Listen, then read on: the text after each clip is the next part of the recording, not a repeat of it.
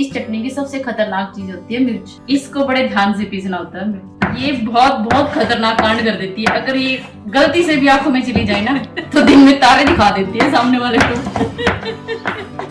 धनिया पुदीने की चटनी तो आपने बहुत खाई होगी, लेकिन मैं आपके साथ आज शेयर करने वाली हूँ एक बहुत ही खास चटनी। ये मैं नहीं बना रही हूँ, ये मेरी कुक सोनिया बना रही है और ये अपने खेतों से एक खास इंग्रेडिएंट लेकर आई है जिसके बारे में मैंने तो पहले कभी नहीं सुना था। ये चटनी बहुत टेस्टी बनती है, इसके साथ साथ डाइजेशन के लिए बहुत अच्छी है।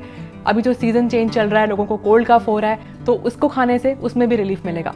और जिन लोगों के पैरों में दर्द रहता है उन्हें भी इसको खाने से बहुत रिलीफ मिलेगा। तो सोनिया से ही सीखते हैं कि इस चटनी को कैसे बनाना है। आज मैं सिलबट्टे पे चटनी बना रही हूँ। मेरे घर में सिलबट्टे पे ही चटनी बनती है। अगर आपके घर में सिलबट्टा है तो आप सिलबट्टे पे चटनी बना सकते हो, नहीं तो आप मिक्सर में भी बना सकते हो। और सबसे पहले मैं ले रही हूँ पुदीना। मैंने इसको अच्छे से 2-3 बार धो लिया है और मैं सबसे पहले इसी को पीस रही हूँ। पुदीने की तासीर जो होती है वो ठंडी होती है, इससे खुशबू भी अच्छी आती है और ये डाइजेशन के लिए भी बहुत अच्छा होता है। इसकी पुदीने की पत्तियों की तो हम चाय बना के भी पीते हैं। कई बार पेट वगैरह खराब हो जाता है तो उसमें सही रहता है। सोनिया, तुम जब अपने घर में चटनी बनाते हो तो मोस्टली किस चीज़ की चटनी बनाते हो? प्याज टमाटर के अलावा हम अपने मरवे की चटनी बना लेते हैं, पुदीने की भी बनाते हैं, अलग अलग चटनियाँ बनाते हैं। जैसे अपने खेतों से भी कुछ सामान लाते हैं जिसकी हम चटनियाँ बनाते हैं। आज मैं आपको वो जो खेतों से लाते हैं ना उसी की चटनी बना के दिखाऊंगी, बट वो अभी सीक्रेट है, अभी नहीं दिखा रही मैं आप लोगों को, बाद में दिखाऊंगी। अब मैं ले रही हूँ सदाबहार के पत्ते। अब इनको पीस के इनकी चटनी बनानी है। ये पत्ते आपको आपके घर के आसपास इजीली मिल जाते हैं।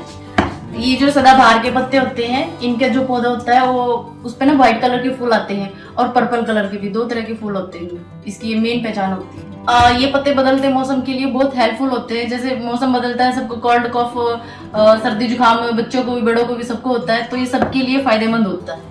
और जिनको डायबिटीज होता है उनको भी ये पत्ते खाने चाहिए, उनकी भी सेहत के लिए बहुत अच्छे होते हैं। आप किसी भी पौधे के पत्ते ले सकते हो, व्हाइट के भी और पर्पल के भी। अब ये अच्छी तरह से पिस चुका है। अभी हम डालते हैं इसमें धनिया।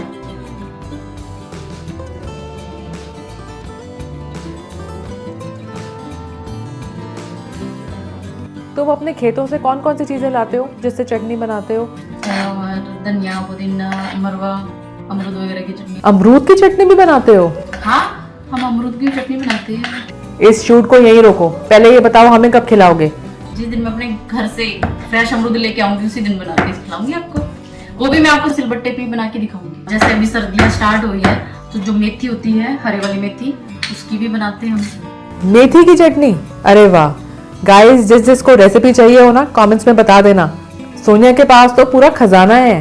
मेथी तो सर्दियों में मानो रामबाण इलाज होता है उसका।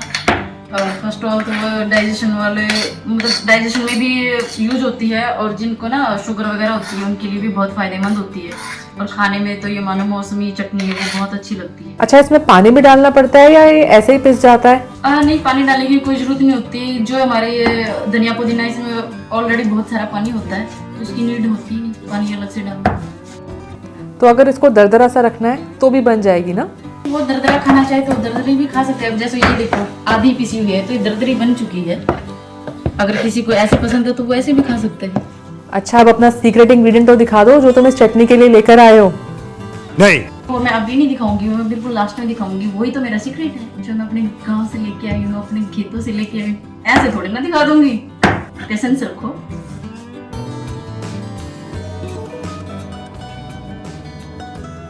अभी मैं प्याज ले लेती हूँ और प्याज को पीस के फिर इसकी चटनी तैयार करती हूँ।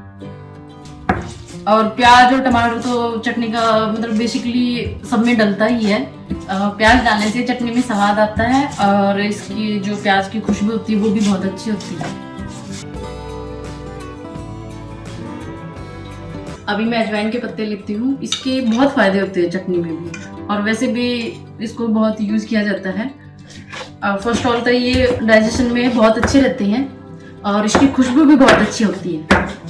इसकी खुशबू इतनी अच्छी होती है, अगर हम एक रूम में बना रहे हैं तो दूसरे रूम में पता लग जाता है अभी ये अजवाइन के पत्तों की चटनी बन रही है। सर्दियों में ना इसकी चाय बहुत अच्छी बनती है, बहुत अच्छी खुशबू आती है इसकी चाय में भी और चटनी में भी। इनको सुबह हम खाली पेट चबा लेते हैं तो पेट की जितनी भी समस्या होती है सारी दूर हो जाती हैं। और बदलते मौसम में तो ये बहुत काम की चीज़ है। बदलते मौसम में जैसे आपको सर्दी जुकाम हो जाता है तो उसमें भी बहुत काम आता है। और इसका पौधा वैसे आप अपने घर में भी लगा सकते हो, बहुत छोटा सा पौधा होता है। अब ये बन चुकी है, इसको मैं एक अलग से बाउल में निकालती हूँ। अभी मैं टमाटर यूज कर रही हूँ, अभी इनको पीसना है। ये टमाटर भी बहुत अच्छे से पिस गया है, अब इसको भी निकाल लेती हूँ। अब इस चटनी की सबसे खतरनाक चीज होती है मिर्च। इसको बड़े ध्यान से पीसना होता है। ये बहुत बहुत खतरनाक कांड कर देती है। अगर ये गलती से भी आंखों में चली जाए ना तो दिन में तारे दिखा देती है सामने वाले को।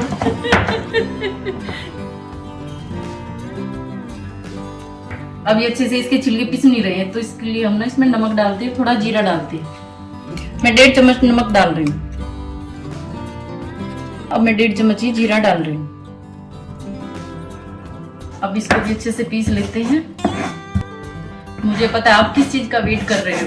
आप अभी थोड़ी सी देर रुको, फिर बता दिखाती हूँ मैं आपको क्या छुपा के लाई अपने खेतों से।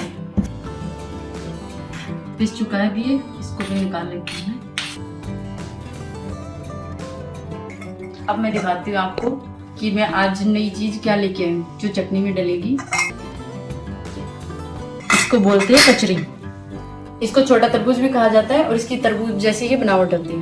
ये देखो, जो ये मैक्सिमम खेतों में मिल जाती है और अगर आप लेना चाहो तो सब्जी मंडी में भी आराम से मिल जाती है। हमारे घर पे तो इसको हम बहुत यूज करते हैं, चटनी भी बनाते हैं। खेतों में जाते हैं तो वैसे तोड़ के भी धो के खा लेते हैं। ये डाइजेशन के लिए भी बहुत अच्छी होती है और चटनी में स्वाद भी बहुत अच्छा होता है। कई बार तो इसको हम सिलबट्टे पे पीस के ना और जीरे में तड़का भी लेते हैं इसको, उससे भी बहुत अच्छा टेस्ट बनता है इसका। वो तो एक सब्जी की तरह बन जाती है ये। अभी मैं इसकी चटनी बना के दिखाती हूँ आपको। अब सबसे पहले हम इसको छील लेते हैं, छील के और इसके छोटे छोटे टुकड़े बना के फिर हम सिलबट्टे पे इसको पीसेंगे। ये वाइट रंग की भी होती है, रेड की भी होती है और लाइट लाइट ऑरेंज भी होता है। इनकी दो तीन तरह के कलर होती है। अगर आप चटनी में ये डाल रहे हो तो आपको नींबू या फिर आंवला डालने की कोई जरूरत नहीं होती है, खुद में इतनी खट्टी होती है। अब मैं इसको भी पीस लेती हूँ।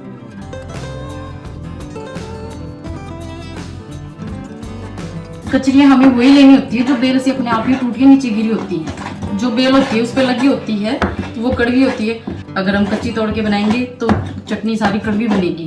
इसको मैं बहुत अच्छे से पीस लेती हूँ। इसको मतलब तब तक पीसना होता है इसमें बीज दिखाई ना दे। इन कचरियों से तुम और क्या क्या बनाते हो? इनको सुखा के और इनसे हम जैसे अमचूर पाउडर होता है ना, ये गाजर की सब्जी में बहुत टेस्ट लगती है। गाजर की सब्जी में अगर इनका पाउडर डाल देते हैं तो बहुत ही स्वाद लगती है, सर्दियों में बहुत काम आती है। और जैसे ऑफ मौसम में भी बना सकते हैं हम कचरी की चटनी, जिसको सुखा के हम स्टोर करके रख लेते हैं। तब इसको पीसते हैं, उसमें थोड़ा सा पानी डाल के वो गीली हो जाती है, फिर उसकी चटनी बनाते हैं। ये देखो इसके बीज बिल्कुल पिस गई है, अब ये बहुत अच्छे से बन गई है। अब मैं सारे कुछ को मिक्स करके चटनी को पूरा कंप्लीट बना ही लेती हूँ। इस चटनी को बनाने में मेरे को टाइम तो लगा है, लेकिन इसका स्वाद इतना अच्छा होता है। मिक्सर की चटनी तो इसके सामने फेल ही हो जाती है। इससे आप पराठों के साथ, सादी रोटी के साथ या नमक मिर्च की रोटी के साथ भी खा सकते हो। अब इस सारी चटनी को मैं एक बाउल में निकाल लेती हूँ। चटनी बनके तैयार हो गई है। इसे आप किसी कांच के बर्तन में डाल के फ्रिज में रख सकते हो। 4-5 दिन तक आप इसको रोटियों के साथ या पराठों के साथ खा सकते हो। गाइज, अगर आप और भी चटनी वीडियोस देखना चाहते हैं तो मुझे कमेंट्स में बताएं और अगर ये वीडियो यूजफुल लगी है तो इसे शेयर ज़रूर करें। All the best.